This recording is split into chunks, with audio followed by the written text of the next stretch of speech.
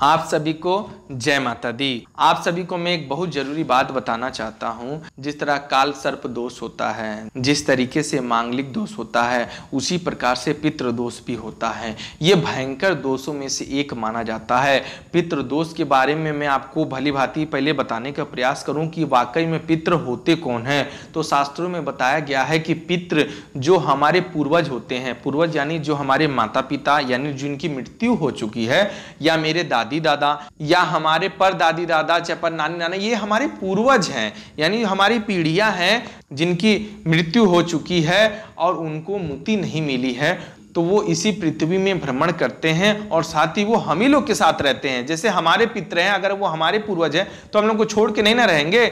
जब तक मुक्ति नहीं मिलेगी तब तक दूसरी योनि नहीं मिलेगी। गरुड़ पुराण में बतलाया गया है। जब तक जैसे किसी की अकाल मृत्यु हो गई, मान के चलिए उसकी मृत्यु का डेट कुछ और था, उससे पहले ही उसकी हत्या हो गई, चाहे एक्सीडेंटल केस में मौत हो गई, तो उसकी मुक्ति कहाँ हुई। और जब तक मुक्ति नहीं होगी तब तक दूसरा जन्म नहीं मिलेगा, और जब तक दूसरा जन्म नहीं मिलेगा तब तक वो आप ही लोग के साथ रहेंगे। ऐसा थोड़ी है कि जाके दूसरे के घर में रहेंगे, 5 स्टार होटल में रहेंगे, चाहे दिल्ली बंबई कलकत्ता घूमेंगे, ऐसा नहीं। हमारे पूर्वज हैं, वो हमारे साथ ही रहेंगे और हमारे हरकतों को भली भांति देखेंगे। ये भी नहीं है कि खाली रहेंगे, छत पे सो गए, कहीं सो गए, वो हमारी हरकतों को पूरी तरीके से देखेंगे और कुछ हरकत उनको बुरी लगी तो उनका दुष्ट परिणाम देखने के लिए आप तैयार हो जाइए। इसी को कहा जाता है पितृदोष। कई बार पितृदोष लगने का कारण शास्त्रों में यह भी बतलाया गया है कि अगर विधिवत प्रकार से श्राद्ध व तर्पण ना किया जाए उस मरे हुए आत्मा का, तो मान के चलिए वो पितृ योनि में जब चला जाता है तो हम लोग को कष्ट प्रदान करने लगता है, तो वो हमें कष्ट प्रदान करने लग जाते हैं। क्योंकि जब उनकी मुक्ति नहीं होती है और सही तरीके से श्राद्ध व तर्पण नहीं होता है तो उनकी आत्मा जो है पूरी तरीके से व्याकुल हो उठती है और उनके मन में क्रोध सा भर जाता है। फिर जिनकी गलतियां उनको समझ में आती है तो वो उनके ऊपर एकदम दोष बनकर आपकी रास्ते की अड़चन बनने के लिए पूरी तरह बाध्य हो जाते हैं, ताकि आप आगे जीवन में तरक्की ना हासिल कर पाएं और साथ ही आपके साथ जो भी काम हो वो कोई काम सफल ना हो। और साथ ही इसमें कई बार एक्सीडेंटल केस भी आ जाता है, कई बार व्यापार में घाटा भी आता है और कई बार तबीयत भी खराब होने लगती है और कई बार धन हानि भी होते हुए सुनाई दी है। क्योंकि पितृदोष जो है बड़े दोष में से एक आता है। तो आपको इसका दुष्ट परिणाम मैं बताने जा रहा हूं, तो बिल्कुल ध्यान पूर्वक सुनिएगा कि शास्त्रों में उसका परिणाम क्या बतलाया गया है।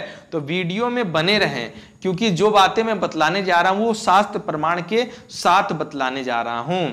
इसमें लिखित है पहले नंबर पे, पितृदोष के कारण जन्म से ही मानसिक या शारीरिक अंगों का विकास ठीक ढंग से नहीं होता। दूसरे नंबर पे है बाल्यावस्था में अनेक रोग व्याधि शरीर को व्याप्त करती है। तीसरे नंबर पे है कुंवारे अवस्था में पढ़ाई में मन नहीं लगता या शिक्षा में बार बार बदलाव होता है। चौथे नंबर पे है किशोरा अवस्था में पढ़ाई बीच में ही अधूरी रह जाती है। प्रौढ़ा अवस्था में व्यापार और शादी की स्थिरता प्राप्त नहीं होती। सातवें नंबर पे है नौकरी में बदलाव, प्रमोशन ना मिलना, व्यापार में नुकसान होना, शादी होने में परेशानी होती है। आठवें नंबर पे है शादी के बाद पति और पत्नी के रिश्तों में तनाव, विवाद एवं झगड़ा होता है। फिर 9वें नंबर पे है महिलाओं को गर्भ धारण में समस्या होती है, गर्भपात की संभावना होती है।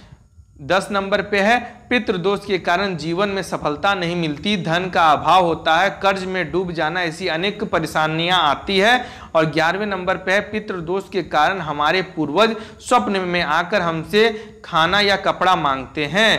12वें नंबर पे है पितृदोष की वजह से स्वप्न में नाग दिखाई देता है जो हमारा पीछा करता है।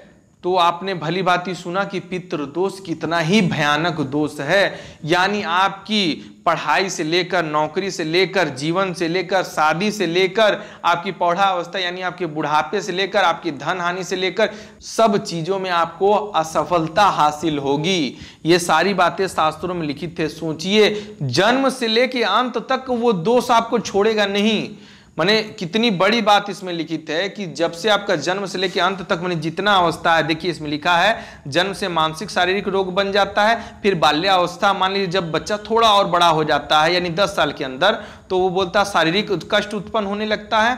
फिर कुंवारा अवस्था यानी 18 साल के अंदर जब पढ़ाई में मन नहीं लगता है और बार बार पढ़ाई बदलते रहते हैं इंसान। फिर प्रौढ़ा अवस्था यानी जब 25 से लेकर 30 साल का उम्र होता है तब नौकरी नहीं मिलती है, प्रमोशन नहीं होता है, व्यापार में नुकसान होता है और शादी में भी परेशानी होती है।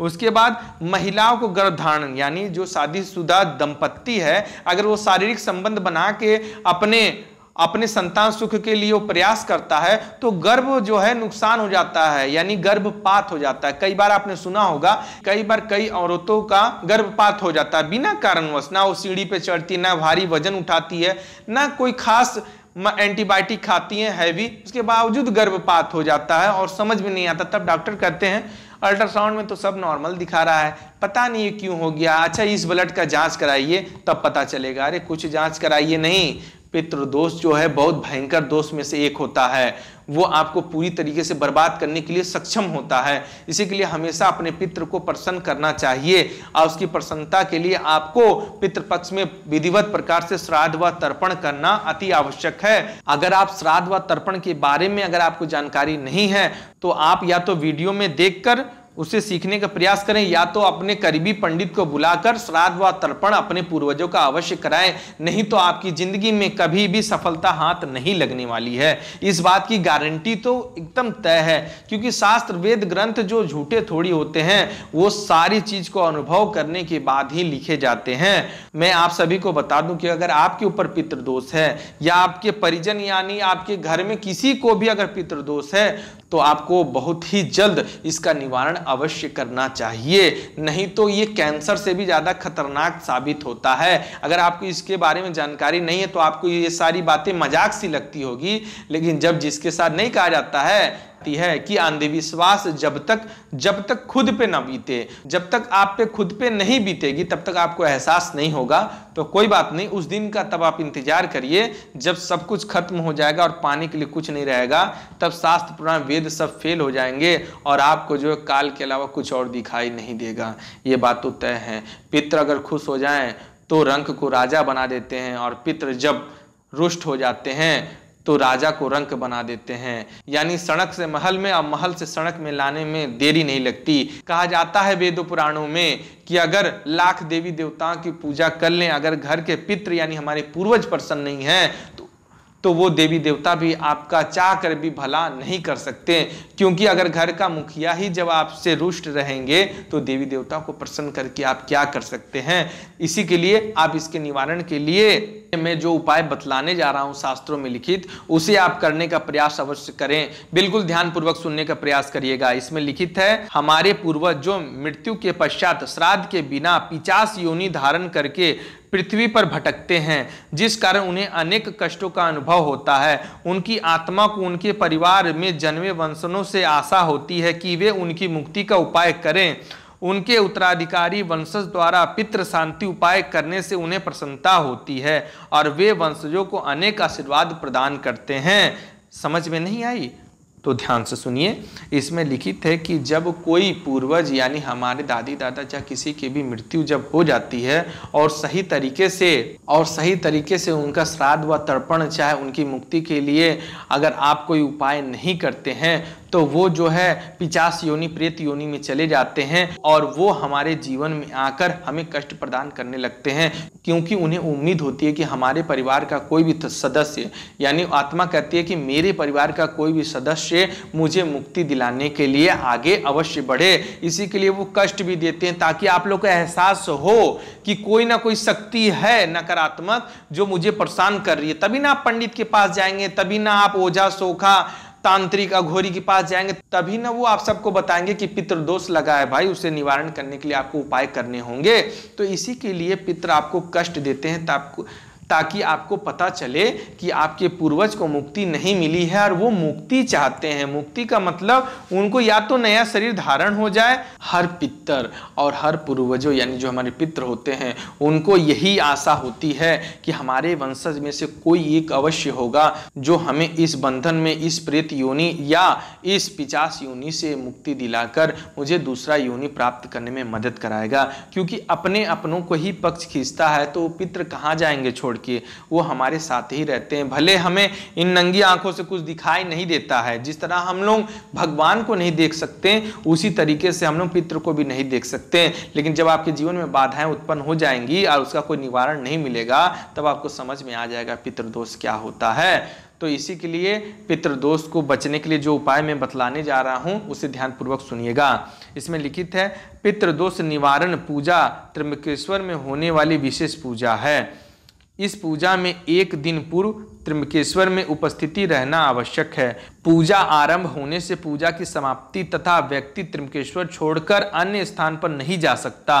पूजा के पश्चात आखिरी दिन दोपहर 12 बजे के बाद श्राद्धकर्ता मुक्त होता है। यह पूजा जोड़े से की जाती है, परंतु महिला पिंडदान विधि अकेले नहीं कर सकती। यह पूजा 3 दिन की जाती है एवं पूजा के बाद 41 दिन तक खान पान के नियम रखने आवश्यक है। पूजा के दिनों में व्यक्ति लहसुन तथा प्याज वाला खाना नहीं खा सकता। पूजा के बाद 41 दिनों तक पूजा में उपस्थित कोई भी व्यक्ति मांस तथा शराब का सेवन नहीं कर सकता। पूजा में बैठने वाले पुरुष को नए वस्त्र जैसे सफ़ेद धोती कुर्ता और महिलाएं को सफ़ेद साड़ी पहनना आवश्यक है। पूजा की समाप्ति के पश्चात पूजा की दक्षिणा एवं दान देना होता है। और पूजा सामग्री के विषय में भी आपको जानकारी में बतला देता हूँ, उसे आप नोट करने का प्रयास करिएगा।